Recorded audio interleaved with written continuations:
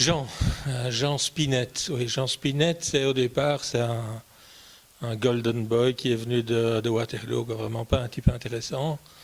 Toujours avec les chemises à carreaux, qui a fait les bonnes écoles à l'UNIF, qui se la pète, quoi, hein, avec son groupe de copains. Oui, assez péteux, quoi. Certains disent Picket Boy, Golden Boy, enfin, vraiment pas mon style de type. Il s'intéresse à la culture en plus, il y a déjà plein de gens qui s'intéressent à la culture, c'est moderne. Moi, je trouve que le vrai problème, c'est le social, donc la culture, je m'en tape assez bien, quoi. Enfin, ce type de culture-là, en tout cas. Moi, j'ai vu Jean à l'époque, dans le cadre de ses fonctions, comme ça, la tête dans un préservatif. Je trouvais qu'il était vraiment ridicule, quoi, complètement ridicule. Je l'ai vu se promener dans les couloirs de l'hôtel de ville et dans une pièce de théâtre avec un maillot de l'Union Saint-Gilloise. Il était complètement clète, je trouve. Et voilà, pour moi, c'est pas un type intéressant. Et puis, en 2006, il est élu, mais par la petite porte. Il faut rappeler les choses. Jean, tu te rappelles? Tout juste, hein. Il est élu et alors on lui donne le prix de consolation, parce que dans les communes, jusqu'à quelques années, c'est ça le prix de consolation, on le met au CPAS, quoi. Donc il n'a pas la culture, qui est le truc qu'il aimait bien.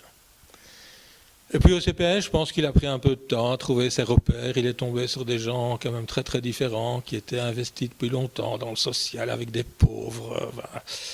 Jean a découvert tout ça au fur et à mesure. Je ne sais pas si ça a été facile pour lui.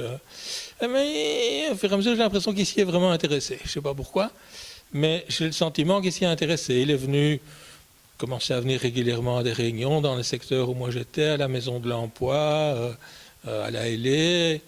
Il a commencé à dire qu'il fallait faire des trucs avec et pour les Minimexés, donc je trouvais ça plutôt intéressant.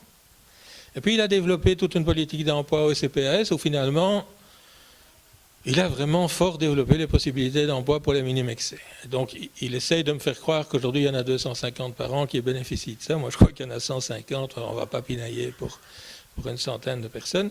Et ce qui était intéressant là, c'est que bon, les gens ont une première expérience professionnelle, bon, on n'a pas une image très bonne de l'article 60, mais c'est une vraie expérience professionnelle, c'est un vrai contrat. Et alors Jean a commencé à s'intéresser à ce que les gens faisaient pendant cette période-là. Ça, c'est bien, Jean. Il faut continuer comme ça. Il a commencé à s'intéresser au fait qu'ils se forment, qu'ils reprennent des études.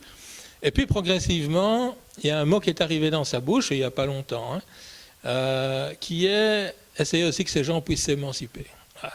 L'émancipation, ça c'est le mot qui pour moi fait le déclic. C'est vraiment important que les gens puissent s'émanciper. On est dans une société où il y a une reproduction sociale terrible.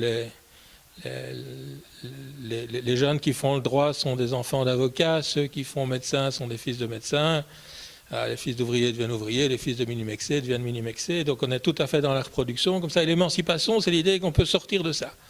Et je crois que Jean commence un tout petit peu à penser qu'on peut sortir de ça. Et donc, je crois qu'aujourd'hui, Jean est devenu un type bien. Je pense. Je peux me tromper.